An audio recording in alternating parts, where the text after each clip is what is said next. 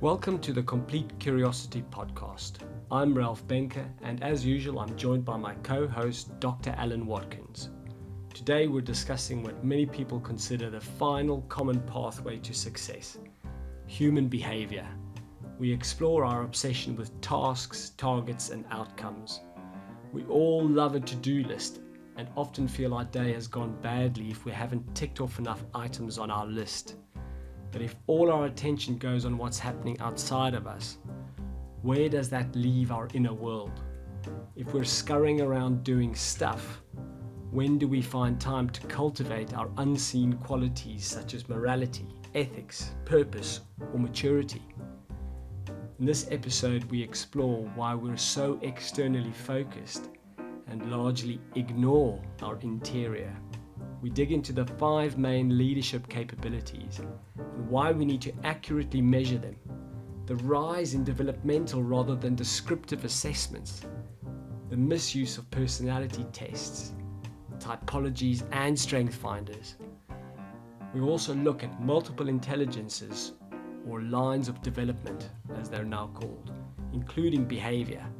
We discuss the 11 behaviors that have been shown to improve performance and how to assess them at all pay grades in an organization.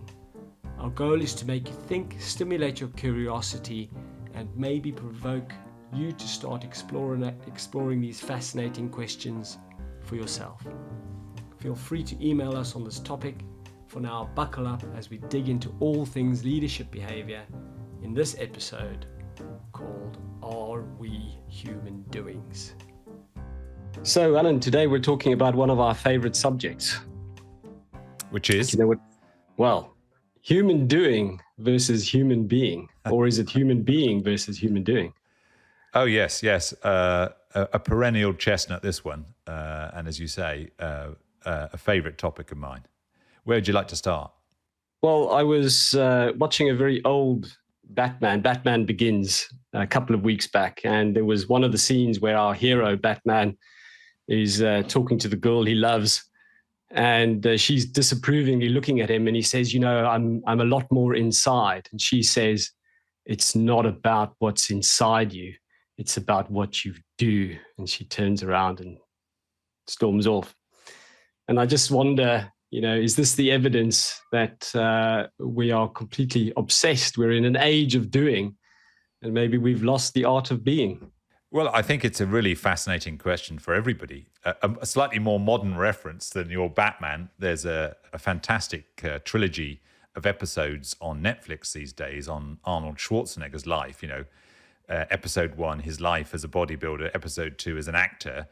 And episode 3, as an American, a governor of California. And of course, he's the action hero.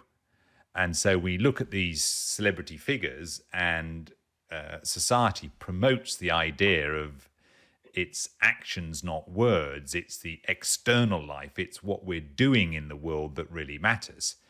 And there's some truth to that, of course, because you can be the Dalai Lama on the inside, but if you do nothing in the world, then what's that worth?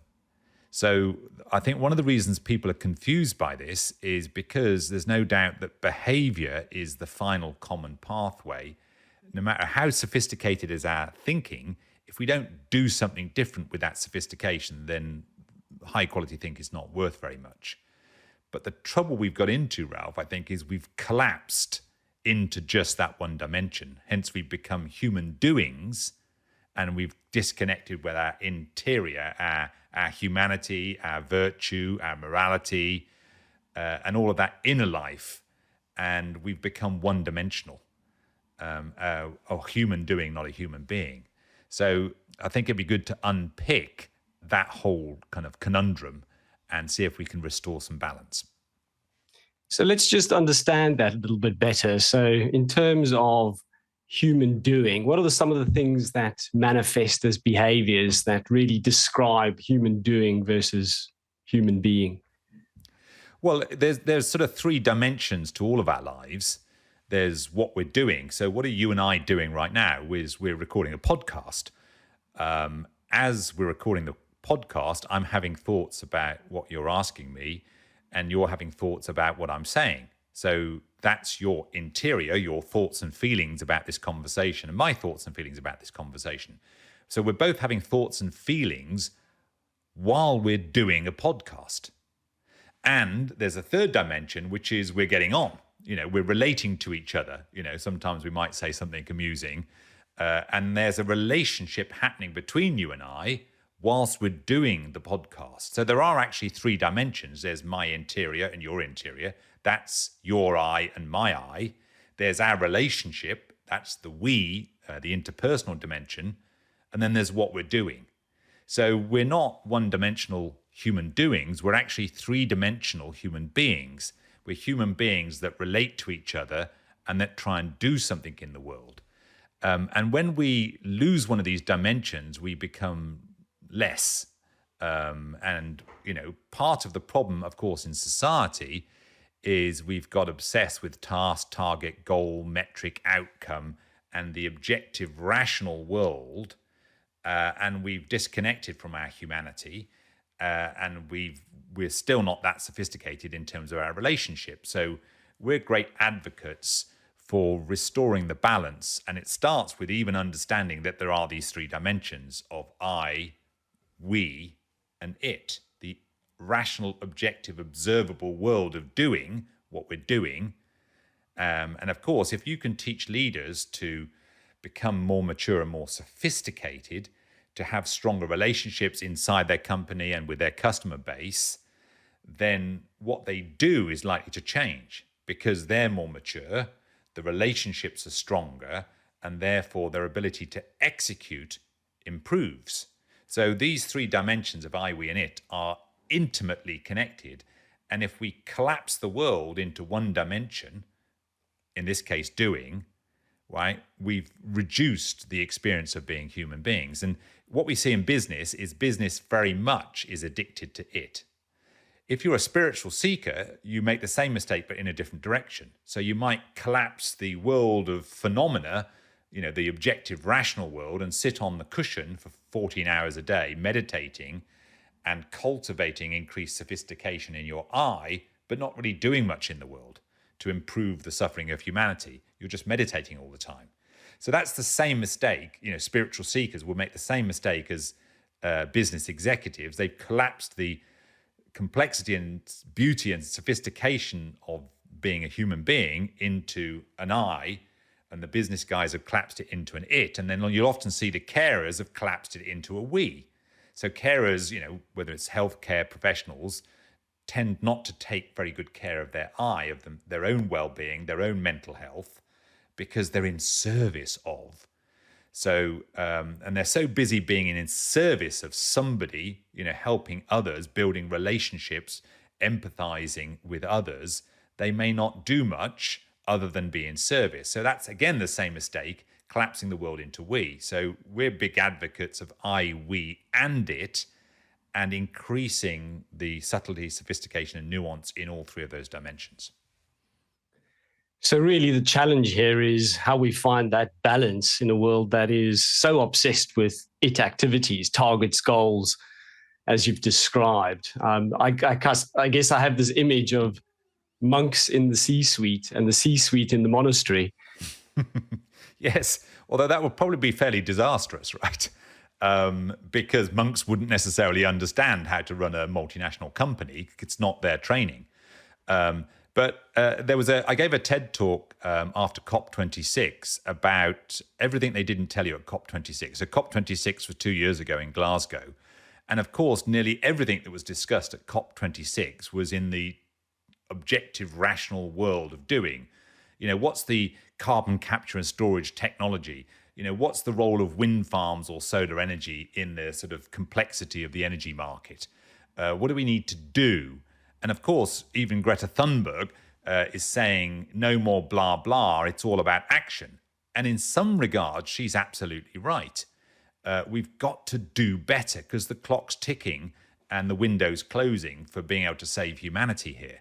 So we've got to be able to do something. But of course, doing the right thing to stop a sixth species extinction requires us to think very carefully about what is the right thing And it also requires us to have the moral courage to take a stand. And of course, what you'll see in business is a lot of businesses, the system is set up to not stand out. So companies that commit to sustainability agendas that no other companies commit to, they might look like they're getting a competitive advantage. But if the market's not spending money on those things, all you're doing is you're pouring cash away because the market's not followed. Yes, you might be the leader, but the market's not following, and the system will probably remove you. So even if you had the moral courage to take a stand, the system tries to stop you doing that. So if you haven't got that moral courage, you're likely to not step forward. So that needs an transformation. And of course, one of the things that we've seen, everybody recognizes, even the UN, that the Paris Agreement of 1.5 degrees is a busted flush now. Even the UN admitting we're on track for 2.4 degrees. Of course, if you ask the experts off the record, it's actually 4 degrees. That's what we're on track for the moment. But in order to prevent that, we need much better collaboration between all stakeholders. And so that's a we phenomena. Now, what you heard at COP26 was all it. And very interestingly, the it of climate change is largely understood. What are the things that need to happen in the world? What do we need to do in the world? We need to get off coal. We need to break our addiction to fossil fuels. All of these things. So a lot of that stuff is actually understood. The reason we're not making fast enough progress, in my view, is not because we don't know what to do. We largely do know what to do. Why we're not making enough progress is there isn't enough courage and commitment and preparedness to stand out. And there is a massive deficiency in our ability to collaborate and hold each other in our relationships to account, which is why we've seen everybody renege on the agreement. So what Greta was really calling out is we've got to do better, but doing better, paradoxically, requires a step change in our maturity and a step change in our we capability.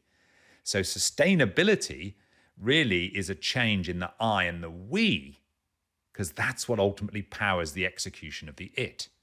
So that's my view. That's the thing that's missing. And even now in the COP28, which comes up very soon, sadly, COP28 has been hijacked by the fossil fuel lobby. So the president of COP28, as the Guardian newspaper recently revealed, is actually the CEO of an oil company. So there's a full-scale hijack going on. And having the courage to stand out against that and mobilize the community of all these vested interests, saying, look, that's not good. That's not good for humanity. It might be good for a certain market sector, not good for humanity. That requires courage, which is an I thing. It requires collaboration, the we thing, to change the direction of what we're doing. Does that make sense?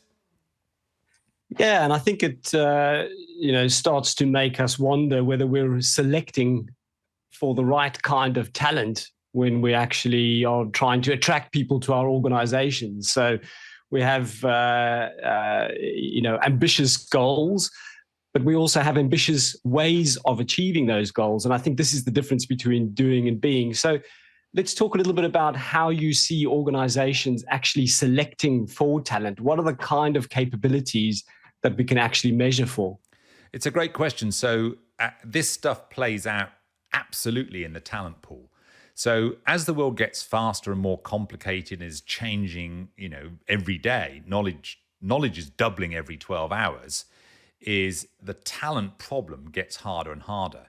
Now, most people recognize that their commercial success is based on the quality of the people inside their business. Let me give you a few quotes on this. I've got some lovely quotes on this. So Bill Torbert, who's a professor at, I think, Harvard, said in a study of change over 4 years in 10 companies and non-profits, the complexity of the mindset of the CEO and the senior executives was the single largest cause of whether an organization transformed or not.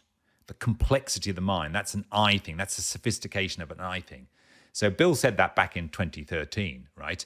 There was a study of a research study by Hunter and Schmidt and others across 59,000 jobs showing that high performers deliver 48% improved performance over average performers in complex jobs. Zenger and Folkman's study of 30,000 leaders show good leaders create 3 times more economic value than poor leaders, and extraordinary leaders create significantly more economic value than all the rest. And of course, if we want to look at Mark Zuckerberg, his view is someone who is exceptional in their role is not just a little bit better than someone who's pretty good. Someone who's exceptional in their role is 100 times better. So most people that are trying to drive a business forward realize the 80-20 rule. 20% of their people are doing 80% of the work and adding 80% of the value. So there's a small core in any business, the people who are really moving the dial. So the question arises, how do you find these people? What are we looking for? What are we searching for?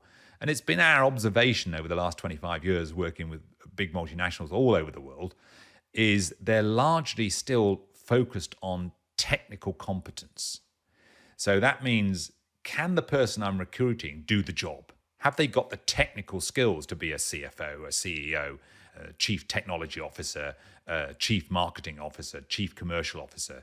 Are they technically competent? And if they're technically competent, then they sort of get interviewed and then they just sort of vaguely figure one person's better than another, but they don't really have any robust way of analyzing that. So what we talk about in the clients we work with is there are 5 critical capabilities. Of course, technical competence is important. Can you solve the areas in the financial area if you're a CFO? Can you solve the marketing problems, the digital marketing problems if you're a marketing executive? So you, of course, need a technical capability, but that's kind of just right to play. But technical capability isn't the same thing as operational capability. Operational is, can you run your area well? You might have technical skills, but you're not very good at running the shop.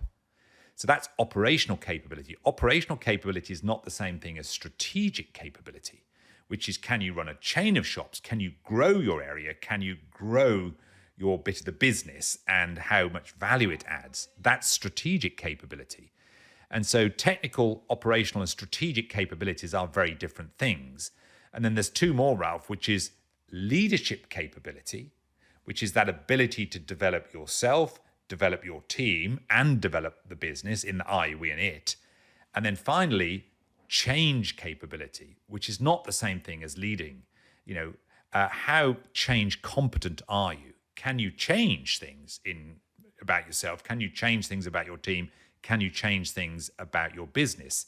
That's not the same thing as leading. So we talk about these 5 capabilities: technical, operational, strategic, leadership, and change. And organizations really need to be measuring all 5 in our view. And what you see in most companies is that assessment of leadership ability is nowhere near as nuanced as what I've just laid out.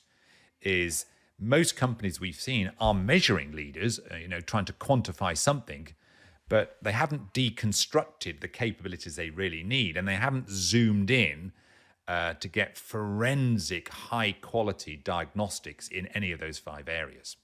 So if we just start to think about, being essentially as the area of opportunity to exploit, does this bring us into the world of behaviors? How does it start to relate to? So if we zoom in on leadership capability, right?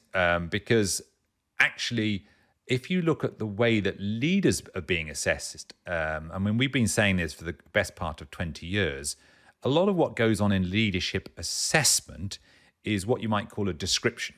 It's a descriptive, and this goes back really to the 1920s. So over 100 years ago, how leaders are measured even today is rooted in research that was done 100 years ago, really trying to figure out, should you put somebody in the army or the navy, essentially.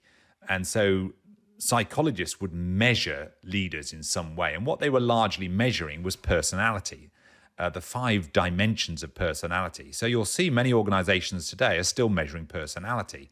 So, for example, the Hogan assessment, which is very popular, measuring the 5 dimensions of personality. But if you read the leadership literature, there isn't one personality that always succeeds. There's lots of personalities that succeed. So it's kind of bizarre to me that we're still measuring personality. So one of the dimensions, for example, of big 5 dimensions of personality is agreeableness. And our view is it doesn't really matter, whether you're agreeable or the opposite, disagreeable. That doesn't really predict whether you succeed in your role. What predicts whether you succeed in your role is how sophisticated you are, not how agreeable you are. So think of it this way, let's use age as a proxy for sophistication. Now, you might be a very agreeable 6-year-old or a very disagreeable 6-year-old, but you're not succeeding or failing because of your agreeableness. You'll fail because you're a 6-year-old and this job needs a 12-year-old. You fail because of your lack of sophistication, not your agreeableness or disagreeableness. And the same with conscientiousness. Conscientiousness is another of the 5 dimensions of personality. So again, one 6-year-old might be very conscientious, another 6-year-old not so conscientious. But they don't succeed or fail because of conscientiousness. They succeed or fail because of a lack of sophistication. So why organizations are still measuring personality today? I mean, it's kind of interesting and it's entertaining. The 5 dimensions, you're this level of conscientious, you're this level of introversion or extroversion, you're this level of, it's kind of entertaining. You read the report and it looks like you and it's fascinating. You have conversations with psychologists all about that, but it doesn't predict the future. And it was never designed to. So why organizations are still measuring personality is rather bizarre. If they don't measure personality, they measure typology. And of course, the most well-known typology in the world is Myers-Briggs. Setting aside, there's very little academic research on Myers-Briggs. It was just a made-up test based on some principles from Jung. But everybody's had, pretty much every executive in the world has had their Myers-Briggs profile, one of 16 profile. I'm an INTJ, you're an ENFP, that kind of thing. But again, the leadership literature says there isn't one type of leader that always succeeds. It isn't that the ENFPs are the only ones that are successful and the INTJs never succeed. No, lots of different types of leaders succeed. So why do we keep measuring typology? It's largely historical. So if you're not a typology of a Myers-Briggs, you might be a typology of a Bell bin or an Enneagram, or there's a zillion typologies. But we don't think they predict the future. But many organizations are still measuring that. If they don't if they're not obsessed with personality testing or typology, they're often obsessed with strengths, this set of strengths. So there's hundreds of these strength finders. And what they essentially do is they pick 6 strengths and say, those are the 6 strengths you need. And some other supplier picks a different 6 strengths and says, no, it's these 6 strengths. And then a third supplier goes, no, it's neither of those 2 6. It's a fourth or a third, And then they try to make the case around these. But again, that's not the point in our view, because whether you do or don't have those 6 strengths, it's to what sophistication are you operating. So we think that the market is beginning to wake up and move from all of these descriptions of you, whether the description is personality or the description is typology or the description is strengths, to developmental assessments. So the market's moving from descriptive assessments to developmental.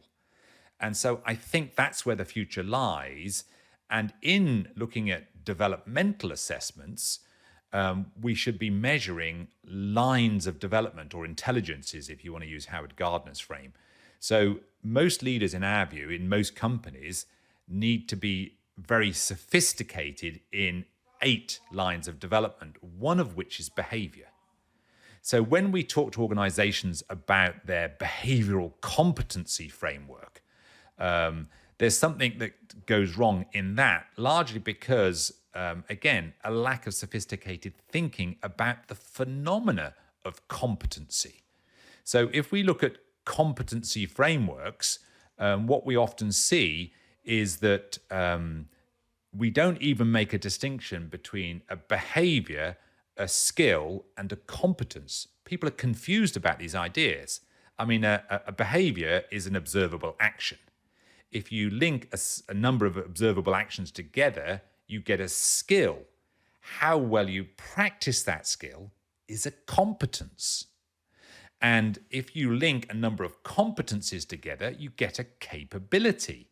So even in that description, Ralph, there are degrees of sophistication in behavior, skill, competence, capability. So when we zoom in, we talk to organizations about, well, show us your leadership competency framework.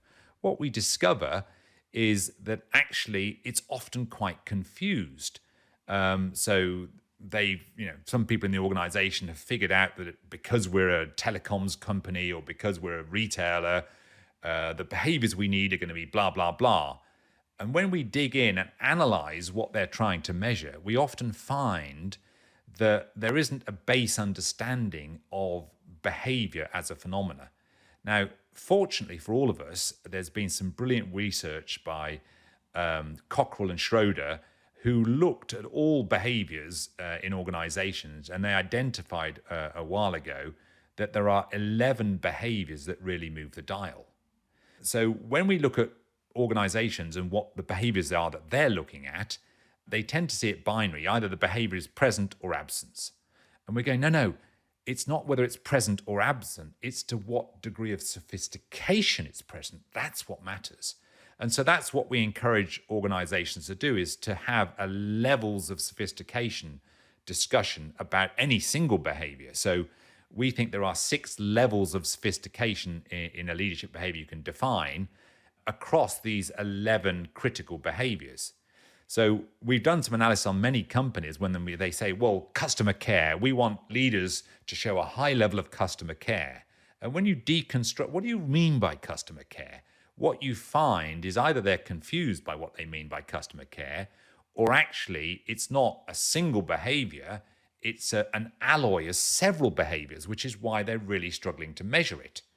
So the net of all of that is a lot of these competency frameworks are well intended and moving in the right direction, but they don't have the forensic precision to really enable organizations to quantify what level is a leader operating at and how do you move them to the next level, which would mean they would really drive different results.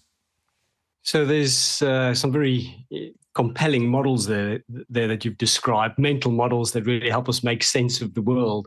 When we think about human doing versus human being and how they might manifest in those 11 behaviors, is there a straight line between human doing and human being in those behaviors, or does it speak to a balance of both of those worlds, I, we, it, or let's say all 3 of those worlds? Well, a big part of the problem is most leaders don't think about their being, they think about doing, largely because that's why they get hired and fired. Most leaders are hired to deliver a result in the rational, observable, objective world. That's what they're hired for. And if they don't deliver that result, they get fired. So it's entirely understandable that's what they obsess about. That's what determines their pay packet. But the quality and subtlety and sophistication of what we do in the world is driven by the quality, subtlety, and sophistication of our interior world. So again, the ability of a 6-year-old, using age as a proxy for sophistication, the ability of a 6-year-old to do something clever is much less than the ability of a 12-year-old to do something clever. And the ability of a 12-year-old to do something clever is less than the ability of an 18-year-old, which is less than the ability of a 28-year-old, which is less than the ability of a 48-year-old. So actually doing something differentiated, disruptive, innovative, clever, solving complex problems, the ability to do that stuff is reflecting your inner sophistication. So the acceleration that most organizations seek, ironically, doesn't come from reanalyzing what we're doing. The quickest way to accelerate your competitive advantage or being more innovative or more disruptive or better at problem solving customer problems is actually by developing the interior sophistication of your leaders. So that's where they need to focus. But they've had 30, 40 or more years not doing that.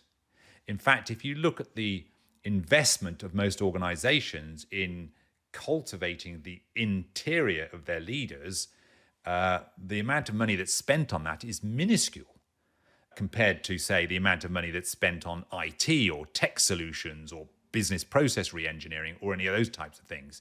Companies will spend an extraordinary amount of money on things out there and relatively little money on stuff in here. And I understand that, because changing what goes on inside of people, helping people to wake up and grow up, is quite a complicated thing. And it requires you to really understand how to enhance somebody's sophistication. And often when organizations go out to the market and bring in some consultants or some coaches, of course, all those consultants and coaches tell a wonderful sales story about their ability to enhance the leadership capability. But often what goes on is they bolt on more skills. They don't actually enhance the capability. So I think if I can bring this alive for you with an actual example of a conversation I had with a CFO of one of the biggest accounting firms on the planet. So she was telling me, she said, look, we need your help with this lady in our London office. We don't know whether to promote her or sack her. And I said, well, that's very interesting. Why do you say that? She said, well, she's the biggest fee earner in the London office. She brings in millions of pounds of revenue, but we've got 5 grievance procedures around her. And I said, oh, I know what's happened here is you've given that woman a coach. And the CFO said, yes, we did give her a coach. I said, the coach taught her some skills. She said, yeah, the coach did teach her some skills. I said, it's just made her a more effective bully.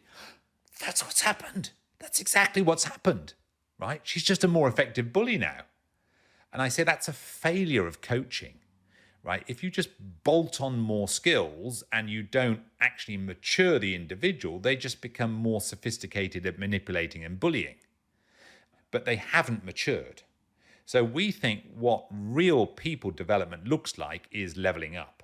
Is you take somebody from a 6-year-old to a 12-year-old, you take somebody from a 12-year-old to an 18-year-old, you take somebody from an 18-year-old to a 24-year-old, metaphorically speaking. I.e., you unlock these new levels of sophistication. Those new levels of inner sophistication drive greater levels of outer sophistication. So we have to rebalance the focus on doing stuff with cultivating the interior. If you'll allow me, Ralph, I'll give you another example that I share. I said, as a neuroscientist, let's imagine, and I'll often say this when I keynote at a conference, let's imagine I could teach you to think 3 times faster than you've ever thought in your entire life. Would that be useful to you? And of course, everybody goes, oh my God, that would be incredibly useful. I'd get through my workload in a third of the time. I said, right, I'm going to layer in, not only I'm going to teach you to think 3 times faster, I'm going to teach you to think at a 4 times greater quality than you've ever thought in your entire life. Would that be useful to you? Oh my God, if I could come up with quality of thinking would be 4 times better now. Oh, that would be game changing. Okay, so then let me ask you this. If I can teach you how to think 3 times faster and 4 times the quality, when was the last time you had a meeting with yourself to figure out how you yourself could do that, think 3 times faster and at 4 times the quality? When did you last have a meeting with yourself to figure out how to do that? And then you get all these blank faces. You know, what do you mean meeting with myself? I don't have meetings with myself. So I say, well, why don't you have meetings with yourself? I'm too busy doing things. And therein lies the problem, right? In our it addiction, in our addiction to task, target, goal, metric, outcome, the very game-changing nature of our own transformation is often not even on our radar. We're too busy on the hamster wheel of doing to actually even consider the thing that would probably make the biggest difference, which is a transformation of our own mind. And even when we look around to try and get help, even if we did do that, that help is not yet at the quality standard that it needs to be.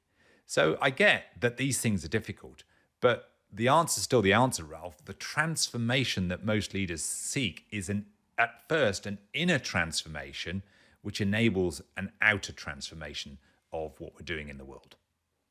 So this idea, you are the answer that you seek. It's just inside you. You've got to go and look. So, Alan, that's really powerful. And I think your point about, descriptive assessments versus developmental assessments is well made. And, looking at behaviors and the 11 core behaviors that maybe we could actually just list out so that listeners understand what they might be. I think what you're saying is measuring those behaviors is as much measuring the behaviors of doing as it is the behaviors of being. Is it useful to go through that list of 11 just to bring that to life? Yes. And so if you increase the internal sophistication, ultimately it's worth nothing. As I said, you can be the Dalai Lama on the inside, but if that doesn't result in a change to your behavior, that inner sophistication isn't worth very much. So ultimately, we have to get a change in what we do. There has to be a change in what we do in order to improve the world. So if we look at those behaviors, these 11 behaviors, and this is just coming from the research, right, of what behaviors really move the dial. And fortunately, you can organize these into 4 essential clusters. So there are what we call the imagined behaviors. And there are behaviors because you can see people doing it in the room. So the first one is somebody who seeks information. So you can see them, Googling and searching on the internet and going onto different websites, and they might read magazines and they might talk to people. And they're doing all sorts of things to find stuff out, often driven by an inner curiosity. So an insatiable curiosity drives this ability to look, and mine out information from all sorts of different sources. So they seek information. So that's the first one. The second in the imagine cluster is once they've got that information, they use it to generate ideas. So they find these nuggets and they convolve these nuggets, they put these things together, they join the dots and they come up, and this is what entrepreneurs do extremely well. They come up with a new idea or a new product or a new service. So you see them do that. So generating ideas. Now, you'll see some leaders who are very good at generating a single idea, but can they come up with a plan B, a plan C, a plan D? That's called thinks flexibly. Do they think flexibly? Can they come up with alternatives and optionality? So those are the 3 imagined behaviors: seeking information, generating ideas, and thinking flexibly. So let's imagine the leader is exceptional at that stuff. You've then got to move from that to connect with other people. So you've got these great ideas and you've got several options. So you've got to connect with empathy. And that is a different behavior. So you'll see people who are very good at connecting with a wide range of customers or colleagues, and they can empathize. That is a behavior in and of itself. And can they then facilitate the interaction between different people on their team, between different stakeholders? So not only they connect with that one individual in front of them, or lots of different types of individuals, but they can connect those individuals to each other, and they can facilitate something out of a crowd or a group or a team. That's called facilitating interaction. And can they develop their people? So the 3, what's called the involving behaviors, connecting with empathy, facilitating interaction, and developing people. So let's imagine the leader is not only good at those imagined behaviors, seeking information, generating ideas, and thinking flexibly, they're very good at the involving behaviors, connecting with empathy, facilitating reaction, developing people. Now, they've got people on board. They then need to ignite those people. So there's 3 ignite behaviors. Now, in order to ignite people, you've got to communicate with real impact, using good metaphors and stories, being a good orator, powerful analogies, that sort of thing. So the ability to communicate with impact. So you'll see certain leaders who are very strong at that, others less so. And then there's a separate behavior, which is about building confidence, unbelievably important. And we saw this very much, and I spoke at length with a lot of athletes when I was coaching the GB Olympic squad coming into the Olympics in 2012 and 2016, that building confidence, building belief. If you've watched the great story documentary on the soccer player Peter Crouch, he talks about that thing which game changed his entire career. He suddenly got confidence. Why? Because Harry Redknapp, the manager at the time, built his confidence and he started scoring goals. So that is a real important behavior, building somebody's self-belief. Some leaders are good at it, others less so. And then not just building confidence, but the ability to influence others. So the ignite behaviors are communicating with impact, building confidence, and influencing each other people. And then you've got two final behaviors. You move from igniting the crowd into the execution mode, or what is called the implement behaviors. And that's really driving action and continuously improving. So it's that ability to be proactive. Don't wait to be asked, just get on with it, drive action. And you'll see people do that. And then even if you're driving action, are you setting up feedback loops so you can continuously improve the action that you're doing and the experiments that you're running? So those are the 11 behaviors. So they kind of go from the imagine cluster, the involve cluster, the ignite cluster, to the implement cluster, or seeking information, generating ideas, thinking flexibly, connecting with empathy, facilitating interaction, developing people, communicating with impact, building confidence, influencing others, driving action, and continuously improving. They're the 11 behaviors that the research show that really move the dial. And pretty much every other leadership behavior that we see in organizations are combinations of those 11 core building blocks. So if we're thinking about human doing versus human being, to your mind, do those 11 create the level of balance, or are they themselves focused on individual aspects of being versus doing? They're more on the individual aspects. So you don't tend to see leaders who are really good at all of them. But you don't need to be really good at all of them, so long as being really good at those 11 exists somewhere in the leadership team, and we understand that. And so therefore, the person who's really good at seeking information and generating ideas is not necessarily the person who's really good at the implement, driving action and continuously improving. But so long as they both know that and they pass the ball to each other. And so that external behavioral sophistication is often driven by some internal sophistication. So often, the person who's very good at those imagined behaviors maybe have a greater level of curiosity, which is why they seek information and generate ideas. Whereas somebody who's very good at the implement behaviors, maybe has a different internal architecture. They actually learn by doing, they're a bit more pragmatic, they value different things, they're often a little bit more out in the world than thinking, reflective. So there's often a different inner life that's driving their external behavior. So if we can start measuring the interiors as well as the exteriors, and looking at the sophistication of the interior and the sophistication of the exterior, then we're in a much better place at really quantifying the leadership capability, one of the 5 capabilities that we should be measuring in all companies. So, Alan, that actually gives us quite an interesting way of moving forward, because obviously these 11 behaviors are measurable. And you've actually got an assessment that does that very well.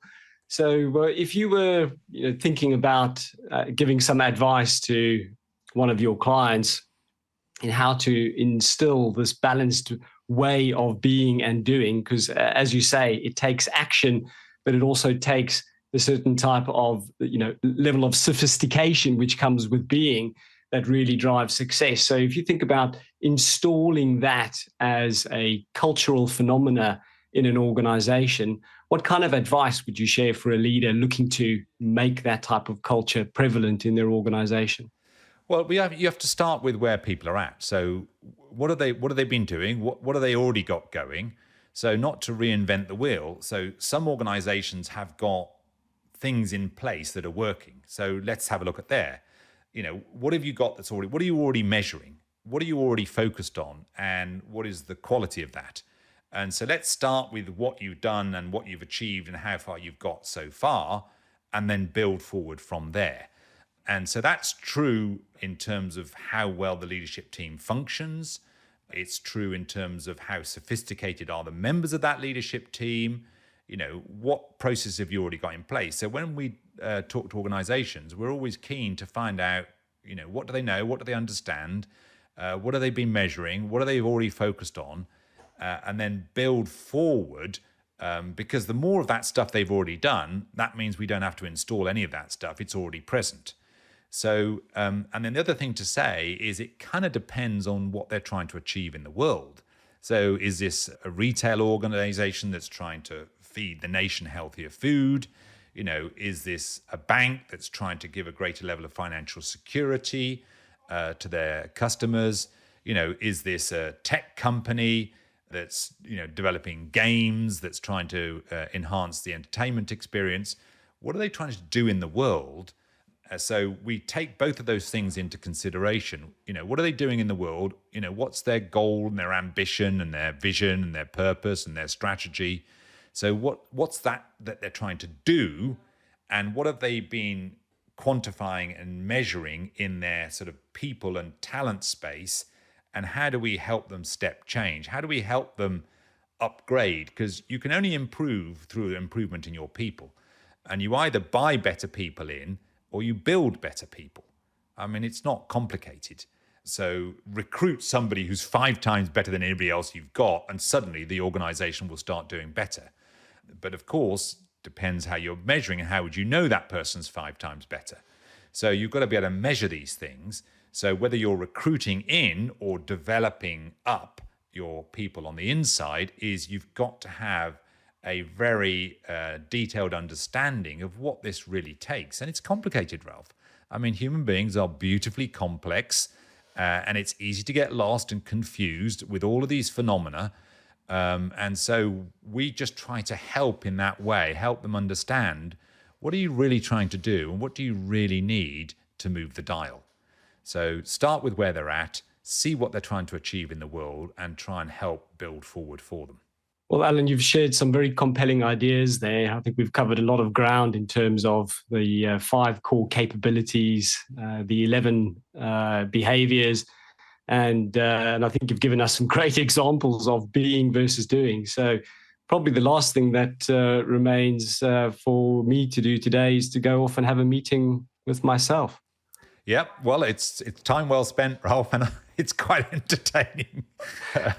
Sit and reflect. I leave you with this one thought, is I'll often josh people, is if you look back at the person you were 6 months ago, if you're not slightly embarrassed by that person, you're not developing. So if we hold ourselves to that as an account, is, like 6 months ago, that was a bit embarrassing. I didn't really understand that thing, but now I do. So if we're really robust with ourselves, how much are we developing? I mean, are we maturing like a great wine? Ironically, many leaders tell the opposite story. I've always been this way. I've led this way since I was 18. So their sort of badge of honor is how little they've changed. I actually think the real badge of honor is how much we change, how much we've matured over time. So if you really don't know in what way you've matured in the last 6 months, you're possibly not maturing at all. So I'd really encourage you, when you have a meeting with yourself, to think, how can I know, how can I quantify, how can I measure my own increased maturation? Because it's your increased maturation, your increased sophistication that will determine your impact in the world and your ability to add value to the lives of others. Well, I love that idea that sophistication essentially is an improvement we won't make on the inside, which obviously leads to greater ways of being. And I think you've connected those dots beautifully for me. One takeaway, I can't wait to tell my 18-year-old that I'm way more sophisticated than they are. Clearly, they're embarrassed about everything I do, so I must be developing. He won't believe you. He won't believe you. I mean, it's the sort of burden of an 18-year-old is they think they're way more sophisticated than their parents, and what they're experienced, their parents never experienced. But that's the level of development they're at. So you'll enjoy that conversation, as I'm sure he will. But it's certainly an entertaining conversation to have with your kids. I can't wait for them to take over the world. Well, that's all we have time for today. Alan, thank you so much. My pleasure, Ralph. Great talking to you.